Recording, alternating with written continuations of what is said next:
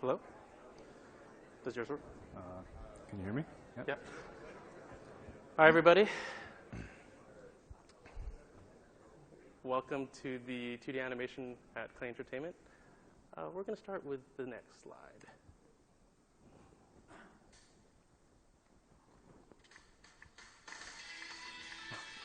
Oh, audio.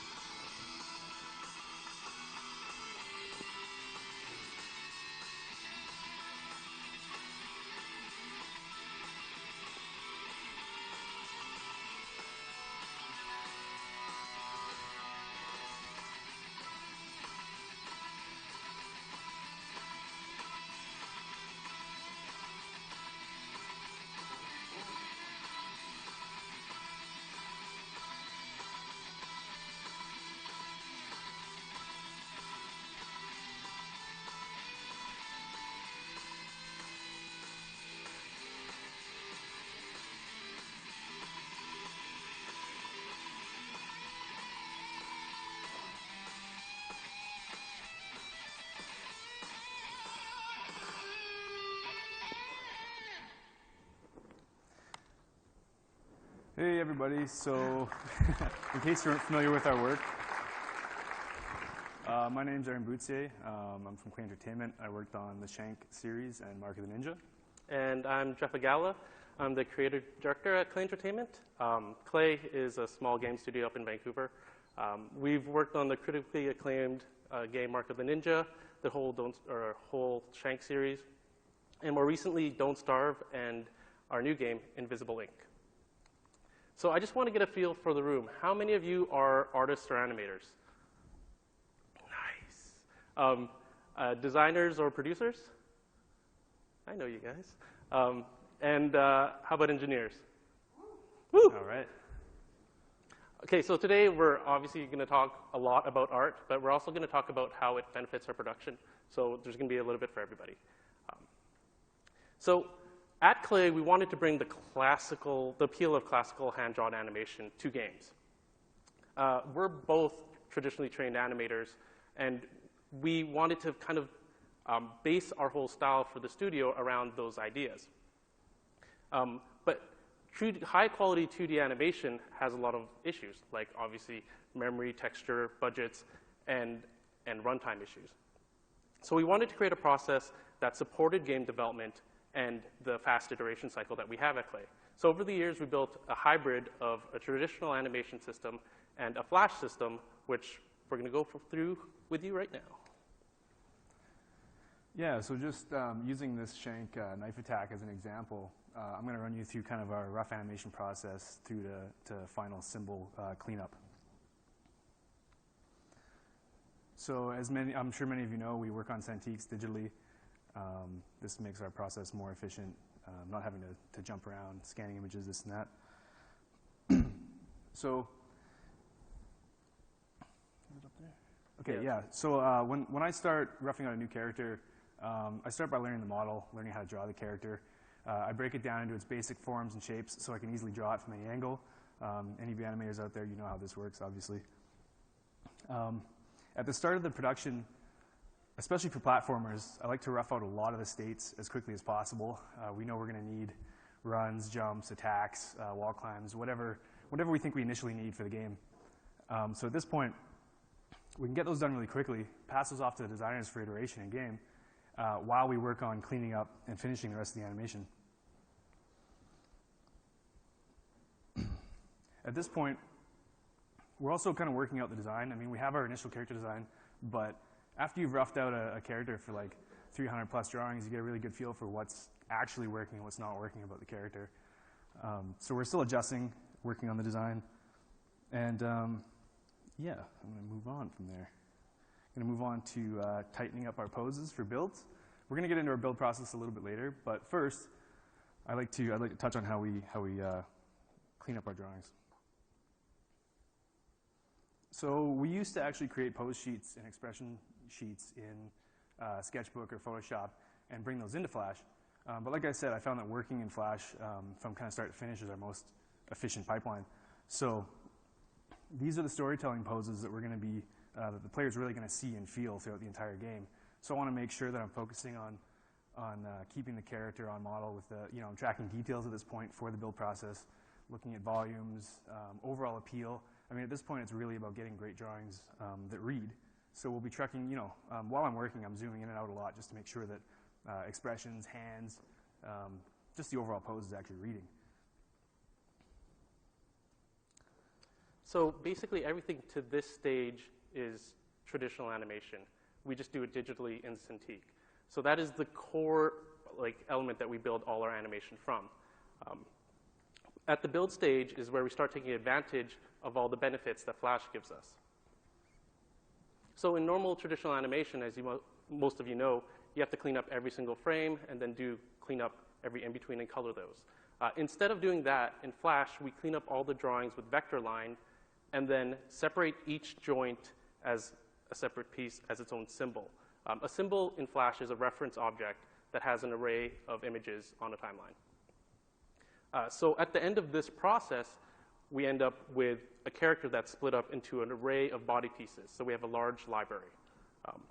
Overall, in the process, this saves us a lot of time from cleaning up and coloring new animation as we clean up and color it before we actually get into animation.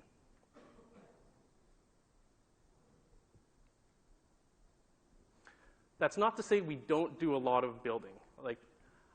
If you look at this image right here, this is not a sprite sheet.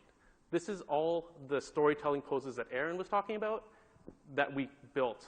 So for Mark of the Ninja, this is probably a fifth of his set.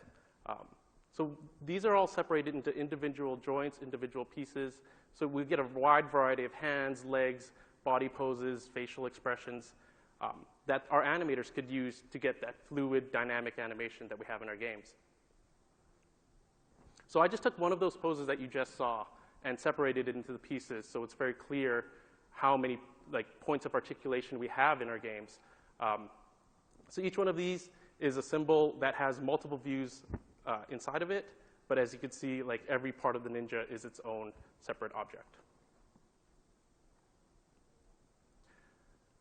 We take this approach because there's two major issues with doing HD sprites for animation. For us, it was obviously a runtime issue of trying to get full HD sprites running at 60 frames per second in the game engine. We actually did a test for Mark of the Ninja. We wanted to do him fully traditional. So we did a basic set of his animation, his runs, his jumps, his attacks, his kills. We put it in game, and it ended up being 40 megs.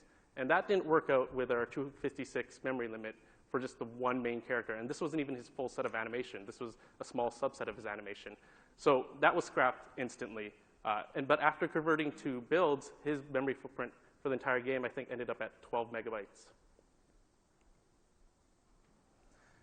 So now I'm just going to talk a little bit about our symbol animation process, just basically polishing the animation after we've got our builds in. So I take the character pose, which is symbolized and segmented, and distribute that character symbols to layers, put those in a folder, and then I have a marker layer on my timeline that allows me to basically just set a key in my folder, and it'll set keys across the board for that particular pose. As you can see, we're using labels on our timeline. Those labels are actually called by our state graph by the designers. In this case, it's the knife attack, so he has a knife pre, a knife attack, and a knife post. And by segmenting it that way, it allows us to kind of know where we're going to break into the animation, and we can essentially branch out of those states at any point we want based on player input. Like Jeff was saying, the game runs at 60 frames a second, so the nice thing, we're animating at 30 frames in Flash, and using the tweens, it actually allows us to interpolate that anim data at runtime for a much smoother animation than we could get if we were running, if we weren't interpolating. Essentially, to me, it's kind of the difference between ones and twos traditionally. In this case, we can only animate on ones, but we're actually getting that interpolation. And just to address texture budget again, while animating, at this stage, we can still be building new assets. In this case, if I want to create new breakdown keys to round up my animation, if I need an expression or a new hand or a new asset of any kind, I can create that. But at this stage, we really are trying to put a cap on how much building we're doing. So here's an example of the head comp. The head comp is much like any other regular symbol. It's just that for the heads, we like to put the facial features. We embed those small facial symbols into the head so that when we're animating on the normal timeline, we can actually rotate and skew that head as a whole rather than having all those smaller symbols kind of flying all over the place and tweening and being like, where the heck did the eye go? It allows us to have a nice kind of expression library as well, and it does kind of lend nicely to skinning later on, which we'll talk about here. Jeffrey? I just wanted to clarify, too, that we use Flash as a production tool only and not as a runtime tool. So we don't have any action script. We don't have any Flash player elements in any of our games. We just use this as a production art tool. It's great for that because we could create custom tools for ourselves, and we obviously created a custom exporter, actually written by Kevin, who's sitting over there. And our custom exporter exports into 2 files. It exports a texture atlas that's a raster image and a animation file that is just animation data. We love Flash because it's a vector format, and we could export at different sizes. There was a point in Shank 2 where we were running into texture memory limitations. We had like HD multiplaning backgrounds with a whole bunch of explosions and a whole bunch of goons attacking Shank, and we wanted to see how we could evaluate this and make this run better. So we got the engine to spit out a list of heavy assets.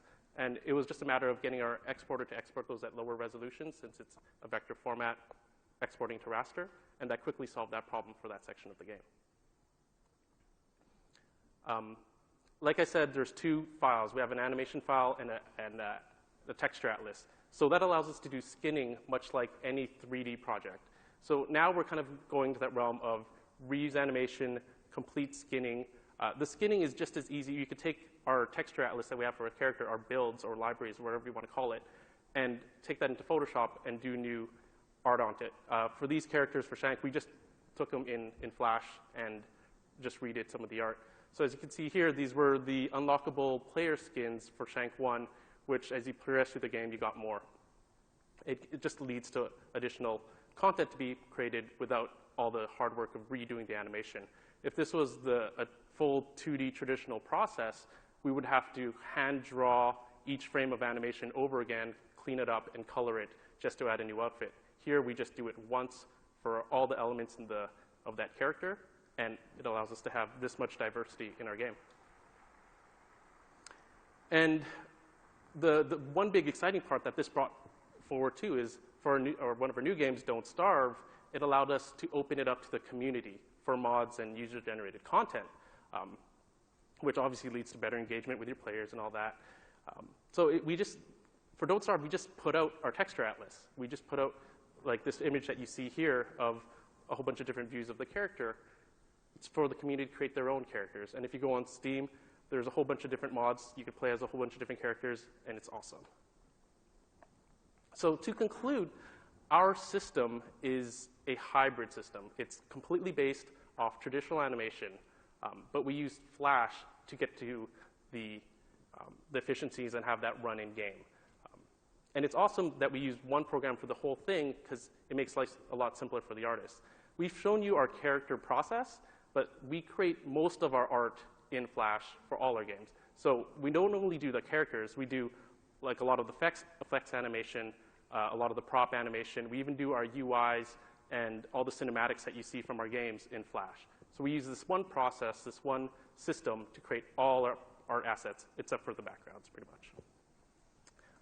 It allows us to be a very positive part of our production and not a production bottleneck. It allows us to work fast, work efficiently, and be great artists for the games industry as opposed to just trying to do good art. I just remembered that during the animation portion of my talk, I forgot to talk about handling breakdowns, and because I feel like that's a big part of the process when you have Flash keys. It's like, how do you want to flesh out that animation, and so I'm just going to jump back and kind of talk about that briefly.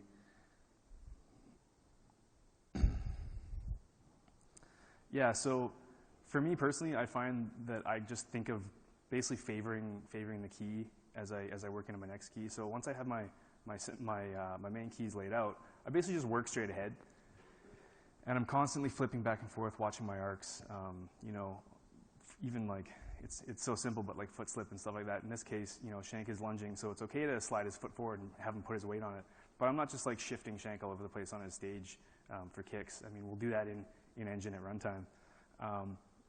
So basically, to make a breakdown, I just, again, like I said, I just copy the pose over, just duplicate it, and make adjustments from there if I need to swap out new arms, if I need new expressions. One of the things I know that I do often is, you know, basically take two keys that I know are going to tween nicely because they share many common layers within the folder, and I'll just set a tween, key that tween. It'll break, some of it will break for sure, but it's at this point that I can then just fix what's breaking, watch my arcs, and flesh up my animation. Yeah, like I said, I like to work straight ahead here because you get to kind of maintain the flow and the life of the animation. Thanks. And the people have asked us why we use Flash and if there's other programs we would use. Like, there's a lot of great programs out there. There's like Toon Boom, I know is a great program to do traditional and 2D animation, so that's a viable product. Recently, we incorporated Spriter into our process. So for Spriter, it allows us to do the symbol animation side of this talk instead of like the traditional animation side. So if I was going to use Spriter for our whole pipeline, I would almost do all the traditional stuff still in Flash, and if you want to use simple animation in Spriter, you could totally do that. We've actually allowed Spriter to work in Don't Starve. So if you're a modder, Spriter animation actually works in Don't Starve. And that's it. That's how we do Flash animation and traditional animation at Klei Entertainment. Any questions at this point?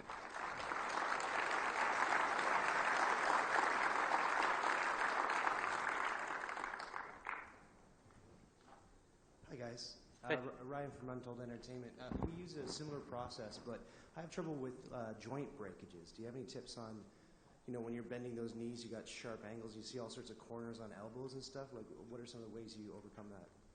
I guess I'll take this one. Yeah, go ahead.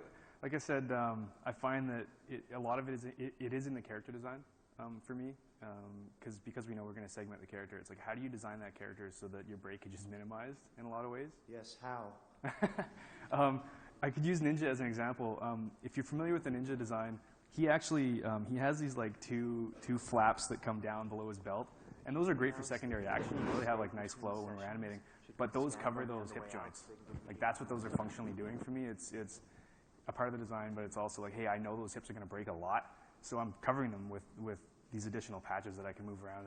And knees? Oh, knees, yeah. Ninja, if you'll notice, I take the leg from here to the knee, and this part of the leg, I just keep it below that all the time. He's got a baggy pant, so I can move this shape. I can change this shape all over the place, but I just about always keep that lower leg below there, and I can even just like put it behind. If his leg bends a lot, you'll just see like no leg and a bit of foot, and yeah, I'm just hiding stuff. Hide the joints. Yeah. Yeah. I have more of a process question.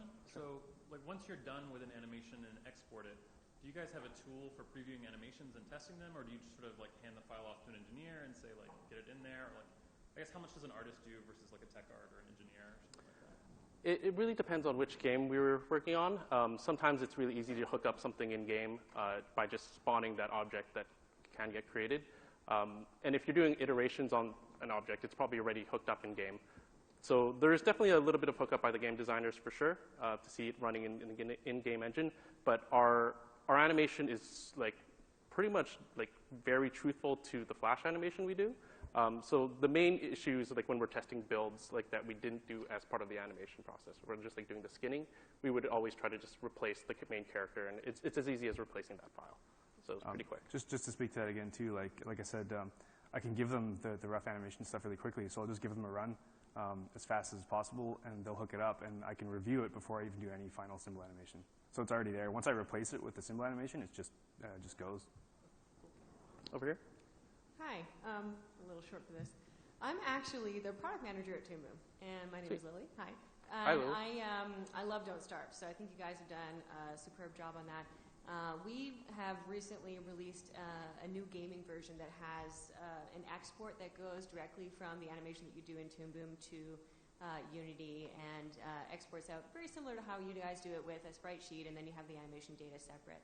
Some of our customers who have been doing that already have moved away from Flash because of the fact that Flash doesn't have a hierarchy system. So I'm wondering how you guys got around that. We found our hierarchy system not necessary. Like, as artists, it was basically, as you probably could see, so we're limited in time. As probably you can see, we do very high energy, like super fast animation. And as artists, we don't want to be limited by rigs or hierarchies or anything like that. So the biggest hierarchy we have in our system is how Eric explained, how we have a head comp, where it's like all the symbols inside a head.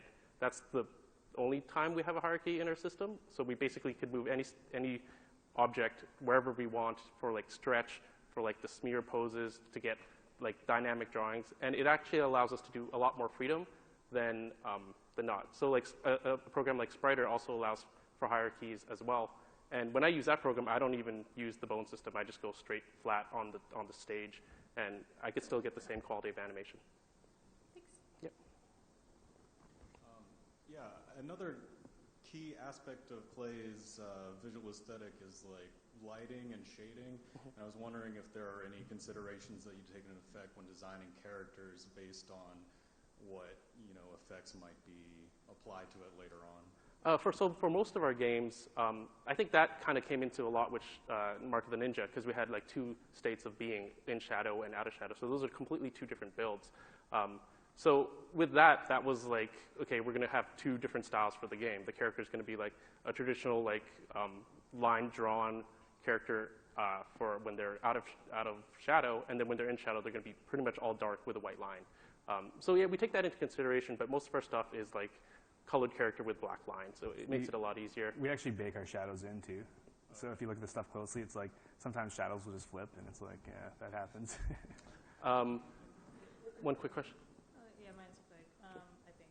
I'm getting into Flash animation myself, but I think I'm thinking too much like a 2D animator, and then I'm finding it difficult to find ways to save time by reusing shapes. Like, at what point do you like make a judgment call to like completely just redraw the arm or like redraw the head?